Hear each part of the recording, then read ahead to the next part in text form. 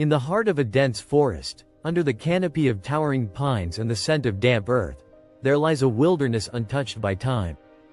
The river runs clear and fast, its waters a mirror to the sky, and the mountains rise in the distance, stoic and grand. But in this natural paradise, a fragile life hangs in the balance. An eagle, its feathers darkened with age and time, lies injured in the underbrush. Its wing, once strong enough to carry it across vast skies, is now shattered, unable to lift it. The majestic creature is still, vulnerable, as if it has accepted its fate. The pride of the wild, reduced to a mere shadow of what it once was. And there, walking along the riverbank, is an old man, grizzled, with years of weathered experience etched in the lines of his face. He's lived his life in the woods, spent his youth in the outdoors, hunting, fishing, and building a legacy as a protector of nature. His hands are calloused from a lifetime of work, and his back aches from years of bending over the land. He knows these woods, these rivers, these creatures better than anyone. The forest is both his home and his sanctuary, and the creatures within it are like family.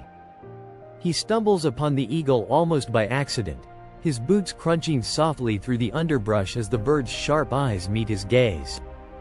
It's a rare sight, this majestic creature of the skies, now grounded and vulnerable. The man pauses, heart sinking. He kneels slowly, his weathered face softening as he assesses the bird's injuries. He's seen this before, creatures injured by storms, hunters, or even accidents, but this one is different. This is a symbol of freedom. A symbol of his country's very spirit. The old man sighs deeply, his breath visible in the cold air. He knows what must be done. Without hesitation, he carefully approaches, talking softly to the eagle. "You've seen better days, haven't you, old friend?" His voice is steady, a comfort to the bird. He's been around long enough to know that fear doesn't disappear with strength, it disappears with patience. The eagle's eyes shift as the old man reaches out, gently cupping its broken wing. It's hard to say how long the bird has been here, waiting, helpless. But it seems to understand that this is the hand of mercy.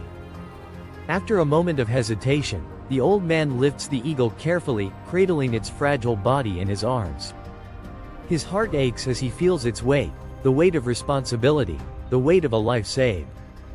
He murmurs quietly, almost as if to himself, "I can't let you go like this. You're too much a part of this land, this sky. You can't be gone." The journey to the old man's cabin is slow, deliberate. His hands move with purpose, but with gentleness. The eagle rests in his arms, barely stirring, but its eyes never leave him, a silent trust between them. They pass through the trees, the wind whispering through the leaves, and the old man's heart beats with a quiet resolve. At his cabin, the man tends to the eagle. He has the knowledge, learned over a lifetime of working with nature, to carefully clean the bird's wounds and set the broken wing. He crafts a small splint out of wood and bandages, carefully wrapping it with the precision of a craftsman. The eagle's eyes, once filled with pain and fear, now seem to soften, recognizing the kindness of the stranger. For a moment, they both share a silent understanding. Survival is a matter of strength, but also a matter of trust. Days pass, and the eagle rests in the small wooden pen the man has constructed. The old man visits every morning, bringing fresh water and food, watching over the bird as if it were his own. Over time, the eagle begins to heal, its feathers regaining some of their luster, its spirit returning. The old man watches the eagle closely, admiring its strength. He knows that it is not just the bird's body that is healing, but its soul as well. And then, one cold, crisp morning, something shifts. The eagle spreads its wings, testing them. It takes a few awkward steps, then flaps its wings, tentatively at first, then with more confidence. The old man smiles, a proud glimmer in his eyes. He's been here before. He knows that moment when the wild things begin to reclaim what was taken from them. The bird flaps again, stronger this time, and then it takes to the air. For a moment, it hovers, uncertain, but then it soars into the sky, climbing higher and higher, its wings cutting through the cold morning air. The old man watches, his heart swelling with pride. He's done it. The eagle, once broken and beaten, now flies free once more. but the man doesn't turn away.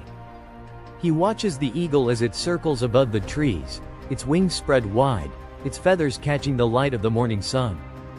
For a long moment, the old man just stands there, silent. His work is done, but the bond between them, the bond of nature, of freedom, of life, will never be broken. The eagle circles high, once more the king of the skies, before it disappears into the horizon. The man stands there, feeling the weight of his years, the weight of his responsibility. He knows that nature is both fragile and resilient, that every life, no matter how small, is worth saving.